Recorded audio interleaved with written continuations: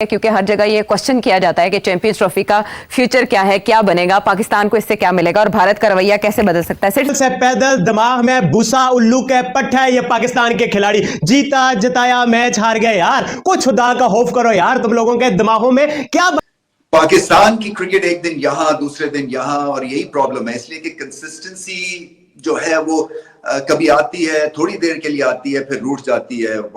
दिलों में खोट हो, नीयत खराब हो तो पाकिस्तान नहीं जीतेगा। बेसिकली रिजवान बाबर ना आप सबको, पाकिस्तानी अवाम को बेवकूफ समझते हैं। बैटिंग का या टी20 क्रिकेट की तौहीन करने का अगर अवार्ड मिलता होता ना, तो सबसे पहले वो अवार्ड पाकिस्तानी बैटर्स को मिलना था। इससे ज्यादा डरपोक बैटिंग मैंने कहीं नहीं देखी है, और इससे ज्यादा डरपोक बैटर्स भी मैंने कहीं नहीं देखे हैं। पाकिस्तान मैच ऑब्वियसली हार गया और सीरीज भी इनके हाथ से चली गई।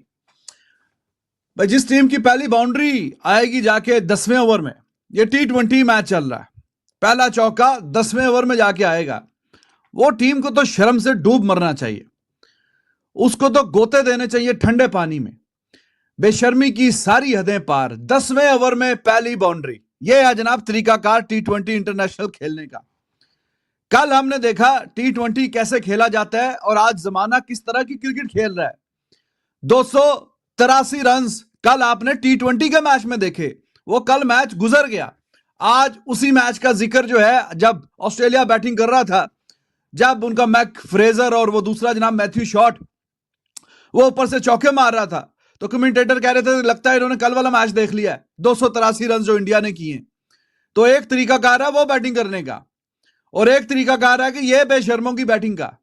पहला चौका 10वें ओवर में, 10वें ओवर में टी20 का खेल है, 20 ओवर का टोटल खेल है, और 10वें ओवर में जाके पहला चौका रिजवान साहब मार रहे हैं कि जो 12 रन करके 24 गेंदों पे खड़े थे, 25वीं गेंद पे चौका मारा, 26वीं में मुंह उठा के वापस चले गए। तो ये आपके जो सीनियर्स हैं, ये बाबर, ये रिजवान, ये नसीम, ये शाहीन, कि जो आपके लिए मैच जीते हैं, वो आपके लिए दर्द सर बने हुए हैं। उल्टा आपके लिए मैच आफ्टर मैच आप हारे जा रहे हैं। ओडीआई में तो चलो वो ऑस्ट्रेलिया अपनी बेवकूफी से, हारिस रऊफ वगैरह अच्छी बॉलिंग करके 140 से 160 रन पे वो रुक गए 50 ओवर के खेल में, तो मैच तो वही जीत गया था। बैटिंग तो आपकी टेस्ट ही नहीं हुई। बैटिंग आपकी पहले ओडीआई में टेस्ट हुई, आप 200 पे रुक गए, और वो 200 भी आपसे फिर डिफेंड नहीं हुआ। तो इस पूरी सीरीज में आपकी बैटिंग तो अभी तक टेस्ट ही नहीं हुई। तो अभी जब टी20 में आपकी बैटिंग थोड़ी सी टेस्ट होने लगी है, तो आप पिछले मैच में वो बाबर और रिजवान पिछले मैच में बल्ला पकड़ के नहीं आए, जब 7 ओवरों में 93-94 करना था। आज वो बल्ला पकड़ के आ गए हैं और मैच जो है उसका बेड़ा गर्क और सत्यानाश करके चले गए। कि जहां पर आप जो है वो पावर प्ले में 6 ओवर्स में जो है वो आप 25 रन बनाते हैं, आपके जो है वो 10 ओवर्स में 44 रन होते हैं। पावर प्ले में आपके ओपनर्स 50 और 52 के स्ट्राइक रेट से खेलते हैं, जहां पर दुनिया के ओपनर्स, बल्कि ओपनर्स नहीं, सारे टी20 के बैटर्स 200 प्लस के स्ट्राइक रेट से खेलते हैं, और कम अज कम 150 के प्लस के स्ट्राइक रेट से सारी दुनिया के बैटर्स टी20 में खेलते हैं। लेकिन वहां पर पाकिस्तान की टीम ने टी20 क्रिकेट का कोई और ही मतलब निकाला हुआ है। यार यकीन माने कि जब नई नई टी20 क्रिकेट शुरू हुई थी ना, तब भी कोई बैटर टी20 में जब 50-52 के स्ट्राइक रेट से नहीं खेलता था, तब भी जो है वो जो टी20 के बैटर्स होते थे ना, वो जो है वो 130-35 के स्ट्राइक रेट से खेलते थे। और अब तो वो दौर है कि जहां पर जो है वो बैटर्स आके 200 प्लस के स्ट्राइक रेट से खेलते हैं। और वहां पर हमारी ये टीम आज भी 2024 में पावर प्ले के ओवर्स खेल जाती है भाई, बगैर किसी चौके के, बगैर किसी छक्के के।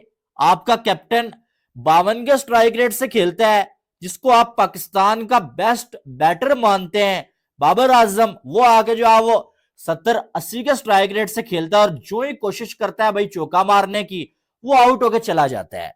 ये आपकी टी20 की जो बैटिंग है ना, इसकी औकात है।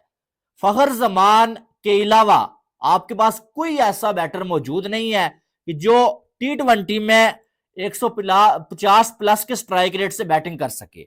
आधा पाकिस्तान वैसे ही जो बाबर आजम का फैन था वो उनके अगेंस्ट हो चुका है।